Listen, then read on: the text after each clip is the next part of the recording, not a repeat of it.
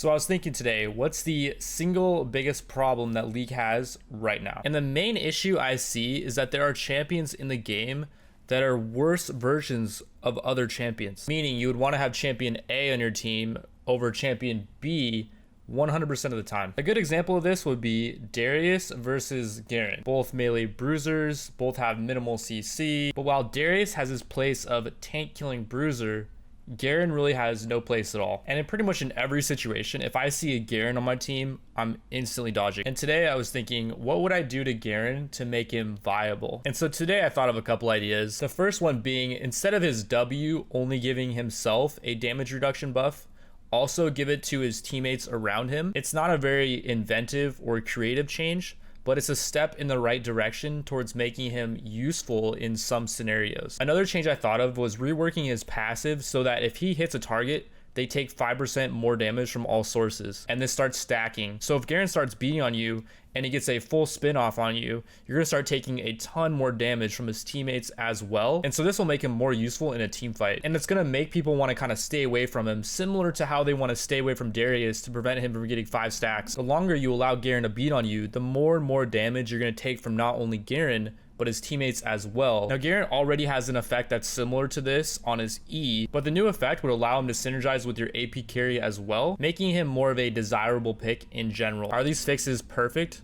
By no means, but they will make Garen slightly more playable than he is right now. Now Garen being literally unplayable for years is a byproduct of a bigger issue that I want to talk about, which is the disconnect between the general player base and the developer / testing player base. They are two separate entities, and if you want to test something, you have to go on the PBE, which is a separate client that requires you to have a PBE account. And let's be real, guys, there's really no incentive for the average player to go on the PBE unless you want to test out a new champ that you've never played before and you want to see if you like it or not. So you go on the PBE to kind of mess around with it. That's pretty much 90% of people I encounter on the PBE. Maybe like 5 to 10% are people that actually want to make the game better. And let's be real, if you guys are going on the PBE for the sole purpose of testing bugs or something like that, you're just unpaid labor. Like, why are you doing that? And so what I'm suggesting is a new ranked mode that is basically Summoner's Rift, but in this mode there will constantly be changes thrown out, and we're talking big changes like the one I suggested on Garen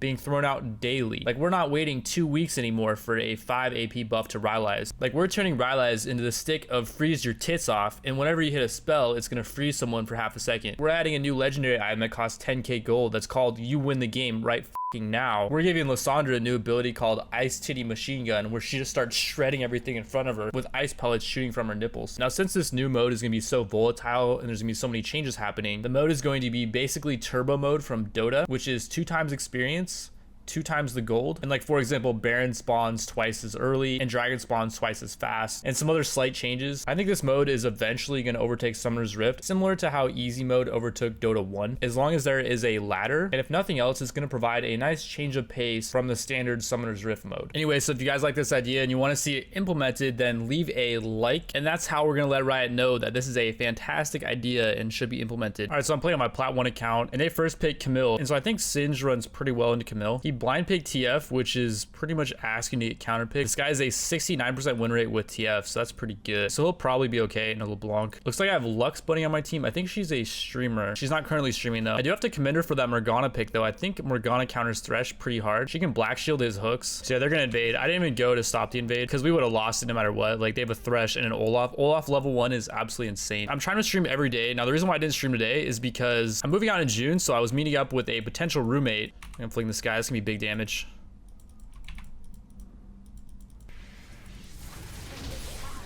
This is kind of bad, maybe. I don't know. I have Dark Seal, so I'm gonna do a lot of damage to her.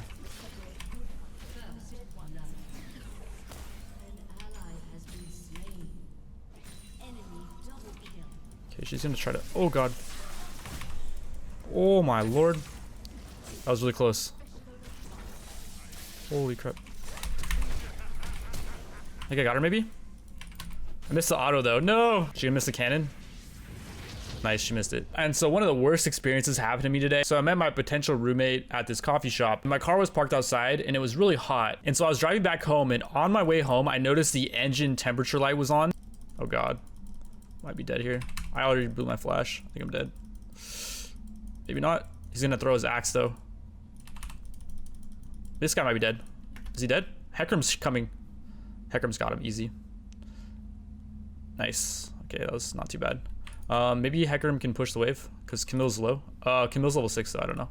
Oh god, is he gonna die? Okay, that's really bad. I don't really see how the Heckram's only level 4 here. Then again, I haven't really seen a lot of Heckrams, so I think the champ's kind of weak. And so I was driving back, and so the temperature light for the engine was on, and it was yellow. And I didn't really think much of it. Like, I knew it was pretty hot out. But then all of a sudden, the light turned to red, and my car's engine started to just, like, shut off. I'm gonna all in this guy right here. I'm not 7, though, which is kind of bad. This guy does a lot of deeps, dude. Now, while I was playing, I was trying to explain the story, but I could barely think about what I was doing and also talk at the same time. I feel like today was such a stressful day and I'm just kind of out of it. And after this next play, I promise I will finish the story.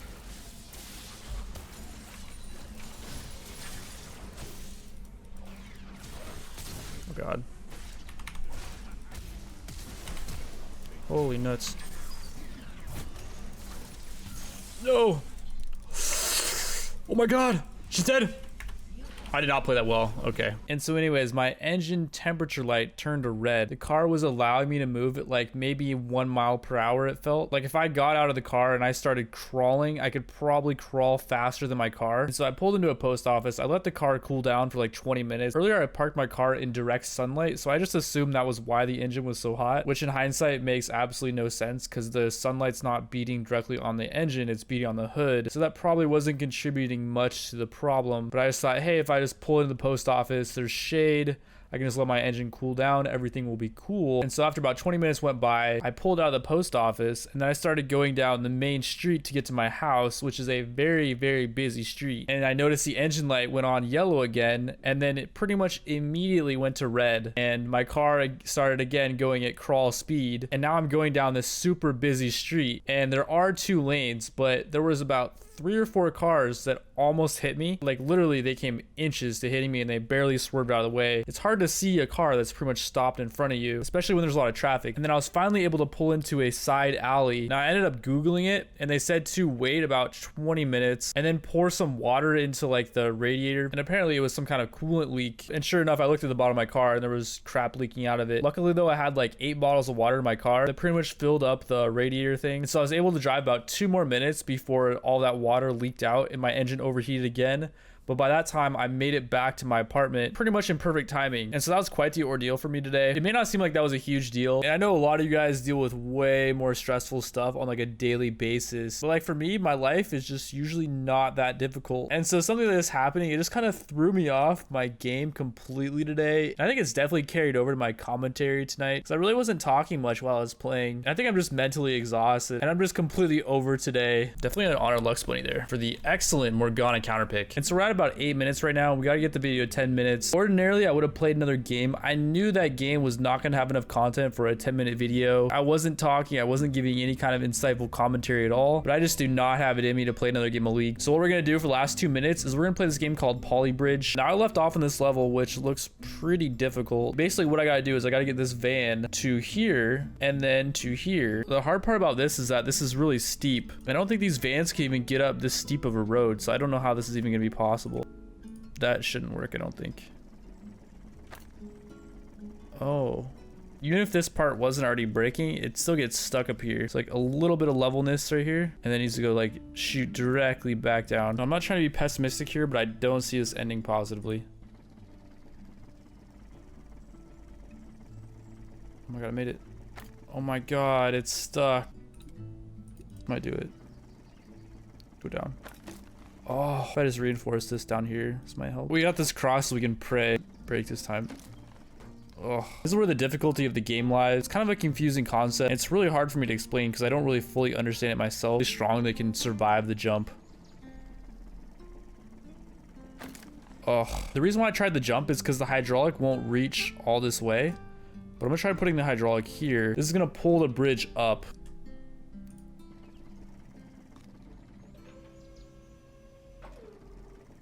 Oh my God, that worked. I think I can just copy this and then put it right here. I'm over budget by 9K. But I think, oh. One eternity later.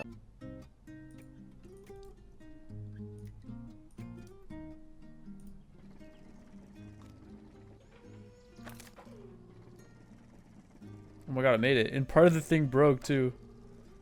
It's probably not this. What? It doesn't even. Okay, I don't know what to do at this point.